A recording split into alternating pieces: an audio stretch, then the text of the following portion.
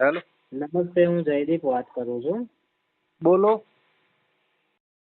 જોડે વાત થાય છે અત્યારે મારી.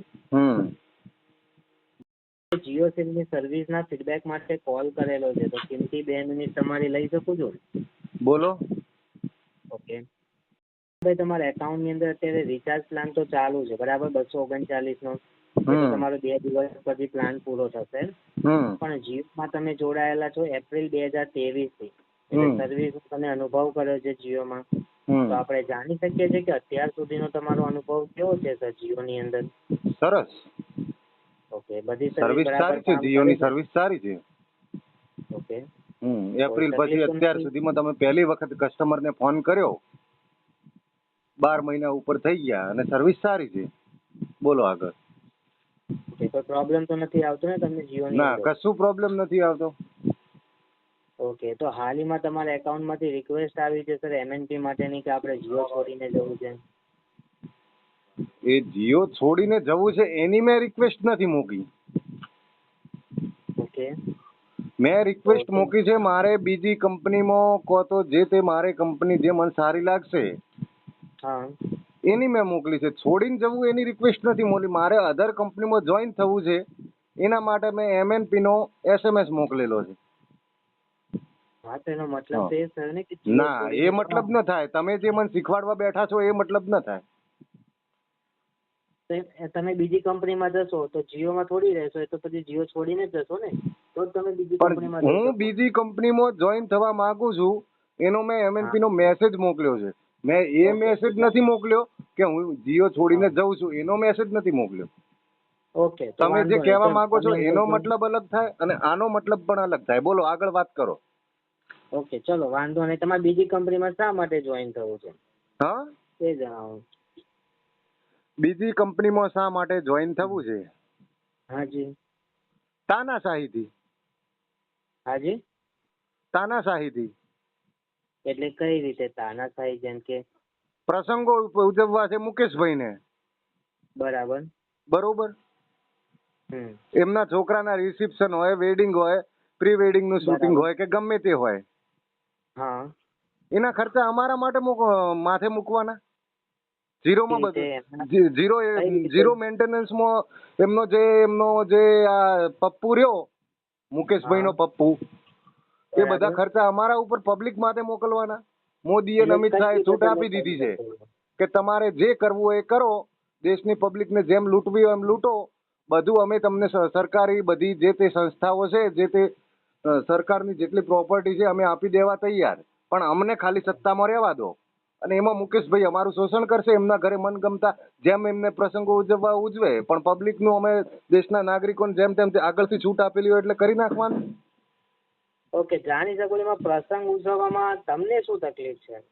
કેમ, પ્રસંગ ઉજવ્યો એટલે જ પછી રિચાર્જ મોંઘું થયું ને. એવું તમે સૌથી કઈ પહેલા રીતે જીઓએ કહી કર્યું, શકો પછી કે અધર પ્રસંગ પ્રાઇવેટ ઉજવવાના કંપનીઓએ કારણે કર્યું. રિચાર્જ પ્લાન મોંઘા થયા છે?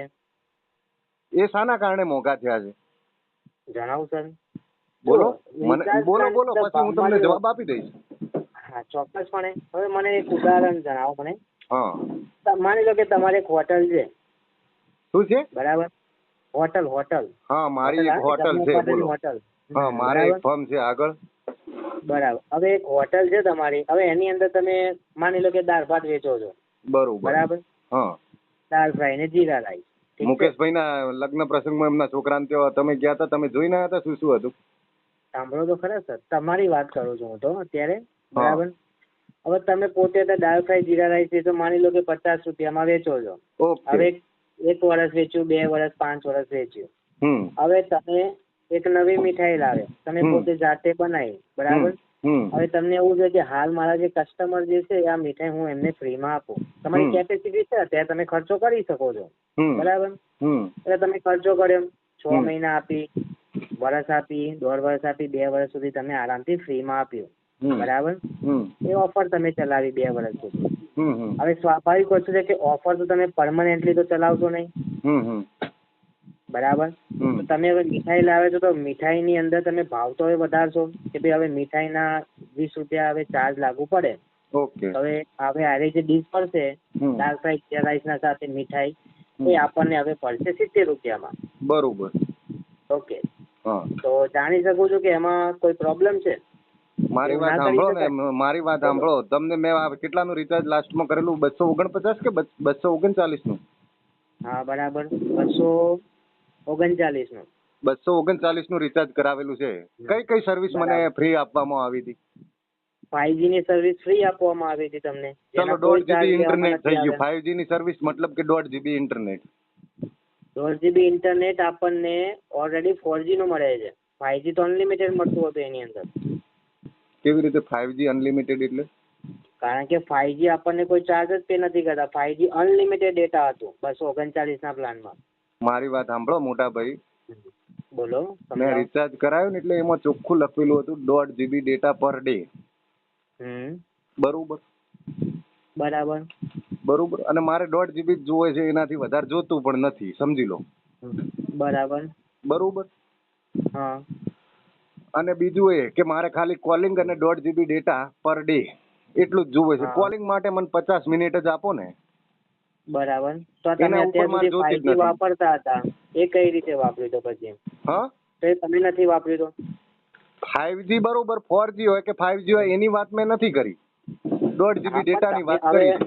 2G માં હવે આપવું છે, તમે બોલો. એમ કહો છો ભાઈ દાલ ફ્રાય મેં નથી ખાધું, મેં મીઠાઈ મેં ખાધી પછી, એટલે એનો મતલબ એ તો નથી કે મીઠાઈનો ચાર્જ લાગુ નહીં પડે. મોટા ભાઈ, તમે જે મીઠાઈની વાત કરી ને, હમ. જીઓ કંપની ક્યારે ફ્રી સર્વિસ આપી હતી? 2020 આજુબાજુ કે અરે એનો 2020 આજુબાજુ નહીં, જે તે ટાઈમે અનલિમિટેડ 1 વર્ષ જેટલું આપ્યું હતું, બરોબર? જીઓ એ હા. જણાવશે તો હું એ તમને મીઠાઈ ડિટેલ્સમાં મેં જણાવું. ખાધી જ નથી, બરોબર? મારા ડોક્યુમેન્ટ ઉપર એ મારો મીઠાઈની જે અત્યારની વાત ડોક્યુમેન્ટ કરો મેં છો તમને તો. આપેલો છે અત્યારે, જે સિમ કાર્ડ પોર્ટ થયો એ ટાઈમે, ઓકે. એ ટાઈમે હું જોઈન થયો છું, એના પહેલા મેં આ મીઠાઈ ખાધેલી નથી. એટલે મીઠાઈની એ તમે વાત કરી મીઠાઈની એ વાત ખોટી નથી છે. કરતો, અત્યારે ચાલુ છે મીઠાઈની વાત કરું છું. અત્યારે તમારે 2 દિવસ હજુ તમે મીઠાઈ ખાવાના છો, 2 દિવસ તો. એ મોટા ભાઈ ફ્રીની મારી મીઠાઈ. વાત સાંભળો. હેલો. 2 દિવસ બોલો મીઠાઈ ખાવાનો છું. હા. અને 1.5 GB 2023 થી થી વધારે ખાતા હું આવ્યા છો. મીઠાઈ ખાતો નથી. એપ્રિલ 2023 થી તમે મીઠાઈ ખાતા આવ્યા છો. હા, ખાતો જ આવ્યો છું ને, એના મેં પૈસા આપતો આવ્યો હા. છું. એ તમે ક્યાં 4G વધારે ના ખાઉં છું પૈસા હું? આપ્યા 1.5 છે. GB ઉપર તમે જાઉં એટલે દાલ સ્પીડ તો ફ્રાય ઓછી થઈ અને જ જાય છે, જીરા એટલે રાઈસ બધાને ના ખબર પૈસા છે. આપ્યા છે. મીઠાઈના કોઈ પૈસા નથી આપ્યા તમે. પણ મારે જોતી જ નથી ને બરાબર. વધારે નહીં એક્સ્ટ્રા મીઠાઈ. મારે જેટલું મારી કેપેસિટી સમજી લો કે હા, ખાવાની હા. 1 કિલો હોય અને તમે મને 1.5 કિલો હમ. ખવડાવી નાખતા હો તો તો હું તમને એ જ કેમ વસ્તુ પણ કહેવા માંગુ જબરજસ્તી છું ખવડાવો કે છો યાર? પેટ કેપેસિટી મારું છે આપણે ને, હવે ભલે જેટલું તમે ખાવાનું તમારું ખાશો રહ્યું. નહીં, હવે જેટલું ખાશો એટલા પૈસા મોટા તમારે ભાઈ, પે આપણને કરવાના ખબર આવે પડે છે. છે ને, તમે જે હોટલ વાળી વાત કરી ને, હમ. એ બરોબર ગોડાઉન એમના ભરેલા છે, સરકારના નથી. પંજાબ હરિયાણાના ખેડૂતો કઈ ગાંડા નથી. એ તો અબજોપતિ પડ્યા છે, તોય ત્યાં દિલ્હી બોર્ડર ઉપર આવી અને બેઠા હતા. બરાબર. એમને સમજણ હતી કે શું છે શું નથી.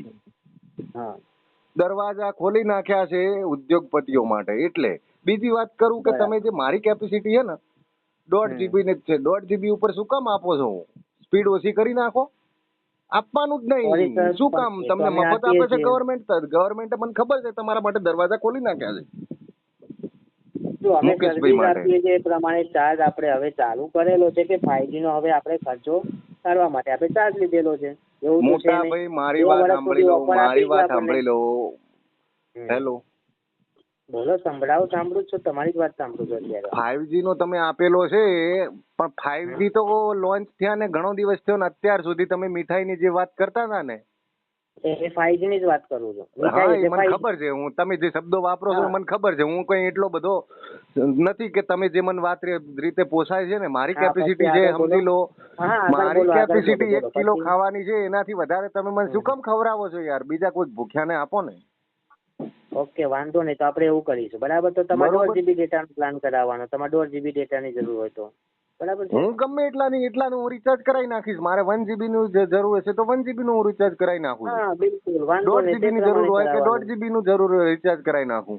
2 ઠીક GB છે, ની વાંધો જરૂર નહીં. તે હોય તો 2 પ્રમાણે GB નું હું કરાવવાનું. રિચાર્જ કરાવી નાખીશ. એની હા, તો તમારે વાંધો ચિંતા નહીં. એ નથી. પ્રમાણે કરાવી શકો છો. હા, એ પ્રમાણે કરાવી શકો. પણ ઠીક છે? મારું પેટ મારું છે મોટા ભાઈ. મારી વાત હા, સાંભળો. હા, વાંધો મારે નહીં. ખાલી તમારું દાળ જ છે. ભાતમાં પેટ ભરાઈ જતું હોય ને, હમ. તો પછી મારે મીઠાઈની જરૂર ન હોય તો એ જે જૂની ડીશ રહી ને 50 વાળી, હા, એ હા, ચાલુ રખાય. હા. બરાબર. બરોબર. ઠીક છે, પણ એનો મતલબ કહેતો નથી કે કાલ ઉઠીને ભવિષ્યમાં દાળ ભાત જે છે 4 વર્ષ પહેલા જેટલા ભાવમાં મળતા હતા અત્યારે એટલા ભાવમાં જ મળશે, એવું તો પણ પોસિબલ ના થઈ શકે ને સર.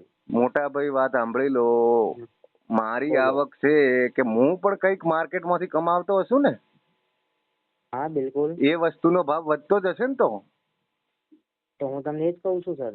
તો પછી મારી કેપેસિટી આપવાની એટલી થઈ જશે, શાંતિ રાખો. હા તો હું તમને એ જ કહું. હા તો તમે એ પ્રમાણે કેપેસિટી કરી શકો છો, તમારી વધારી શકો છો કેપેસિટી રિચાર્જ એ મારા ઉપર ડિપેન્ડ છે ને.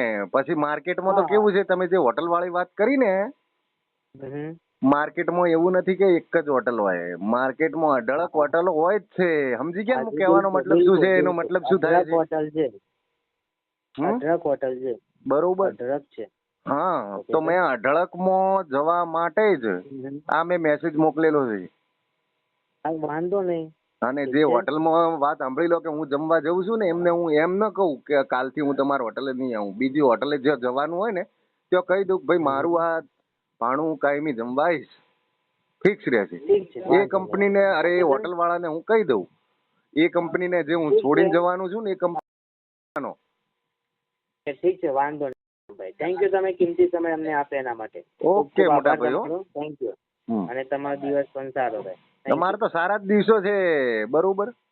જીવવા દેશો મુકેશભાઈ, થોડુંક કહેજો જીવવા દેશો. તમને બોલાયા હતા કે ના? પેલું શું મુકેશભાઈ ના ત્યાં જમવાનું હતું એ? હેલો, તમને બોલાયા હતા કે નતા બોલાયા મુકેશભાઈ? એમ્પ્લોય છો ને કંપનીના, તમને બોલાયા હશે ને? હેલો, પર્સનલ ઇન્ફોર્મેશન અમે શેર નથી કરતા. અરે યાર, મારા શેઠને હું ત્યાં નોકરી કરતો હોઉં ને, એ શેઠ મને એમના ત્યાં કોઈ પણ વાર તહેવાર હોય તો મને બોલાવે યાર. તમને નતા બોલાયા? જાઉં છું, પર્સનલ ઇન્ફોર્મેશન અમે શેર નથી કરતા સર.